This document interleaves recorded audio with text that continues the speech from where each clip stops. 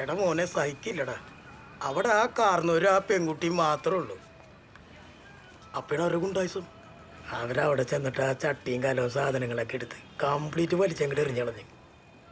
നാട്ടുകാർ തെണ്ടികൾ നോക്കിക്കല്ലുള്ളൂ. അപ്പൊ ആരും ഒന്നും ചോദിച്ചില്ലേ? പിന്നെ ചോദിക്കണ്ട. മെമ്പർ ശാങ്കൻ അവൻ്റെ ചെകളൊക്കെ ഒരു അടി അടിച്ചപ്പോൾ അവൻ്റെ പാട് നോക്കി പോയി. അപ്പിൻ്റെ ചെന്നിട്ടേ അവൻ ചെന്നിട്ട് ചോദിക്കണം ആ പെണ്ണിനോട് എൻ്റെ കീപ്പായിട്ടിരിക്കാൻ പറ്റുമെന്ന്. അങ്ങനെ ആരെങ്കിലും ചോദിക്കുമോ?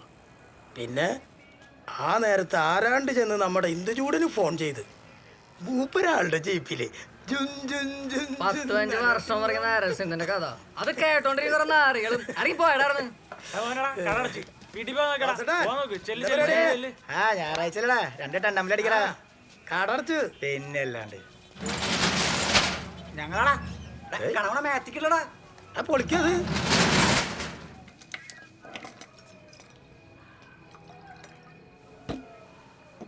ഓൾറെഡി 2 സ്ഥലം നമുക്ക് മാർക്കറ്റിലുണ്ട്.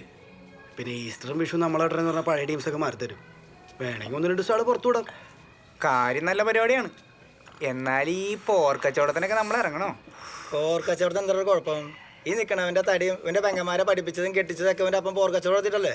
പിന്നെ വേഗത്തെ ചോരാക്കാൻ പറ്റില്ല എന്ന് പറഞ്ഞിട്ടുണ്ടെങ്കിൽ പോർക്കച്ചവടം എടുത്ത് റെൻ്റേക്കാരൻ്റെ പരിപാടി തുടങ്ങിയ അതിൽ നിന്ന് ഒരു ലാഭമില്ല എന്നും പറയട്ടെ. അത് ശരിയാ. അതല്ലെന്നേ ഇവറ്റങ്ങളിലൊരുമാതിരി ഒച്ചയും ബഹളവും കൂടം കൊണ്ടുള്ള അടിയും പിന്നെ ഒരു ഐസ് സ്മെല്ലും.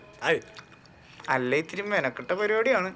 എന്റെ പൊന്നു വീമാ, നീ കാലത്ത് തന്നെ പെണ്ണ് കാണാൻ പോണോ ഇൻസെർട്ടൊക്കെ ചെയ്ത് പോയി കഴിഞ്ഞാൽ നിനക്ക് ഒരു മാസം എന്ത് കിട്ടുന്നുള്ളത് നമുക്കറിയാം. നീ അത് വിട്. അതിന്റെ 3 ഇരട്ടി ഒരാഴ്ച കൊണ്ട് നമ്മുടെ വെട്ടി വീഴും. പിന്നെ സ്മെല്ലും മെനക്കേടും. അത് ഞായറാഴ്ച വൈകിട്ട് പോർക്കച്ചവടമൊക്കെ കഴിഞ്ഞ് പിയേഴ്സ് സോപ്പൊക്കെ ഇട്ട് കുളിച്ച് ആളൊന്നൊക്കെ 30,000 കിട്ടുമ്പോ സ്മെല്ലും ഉണ്ടാവില്ല, മെനക്കേടും ഉണ്ടാവില്ല. പോർക്ക് പൊളിച്ചോട്ടാ പോളിടന്നാ. അപ്പൊ ഞായറാഴ്ച ഇനി പോർക്ക് വെച്ച് പൂശല്ലേ? ടണ്ണമ്മലടിക്കട നമ്മുടെ സവാട്ടിക്ക്.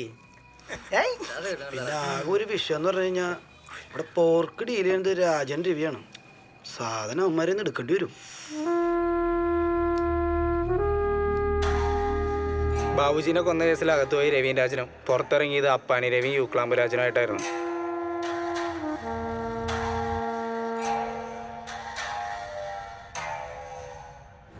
കഴിഞ്ഞ തവണ മേടിച്ച ഫുള്ള് കമ്മ്യൂണിസ്റ്റ് ചേട്ടാ. രവിയെ എന്നാ നീ ഒരു കാര്യം ചെയ്യും, കൺസ്യൂമർ റോഡിൽ പോയിട്ട് കേസ് കൊടുക്കും. എൻ്റെ പൊന്നു സാറേ, അങ്കമാലിലുള്ള യൂക്ലാമ്പ് രാജൻ്റെ നിന്ന് മേടിച്ച് കഞ്ചാവിൽ പകുതി മുക്കാലും കമ്മ്യൂണിസ്റ്റ് പച്ചായിരുന്നു. ഞങ്ങൾക്ക് നീതി ലഭിക്കുന്നത്. എൻ്റെ പൊന്നു മോനെ, ഇത് എൻ്റെ വീട്ടിൽ പിന്നിൽ നട്ടുണ്ടാക്കുന്ന സാധനമല്ല. നിനക്ക് സാധനം വേണമെന്നുണ്ടെങ്കിൽ പറയും. വേണം. എത്ര വേണം നിനക്ക്? 2 എണ്ണം. 2 എണ്ണം. അന്ന് നീ 3 തോട്ടിൽ പോയി മേടിച്ചോ.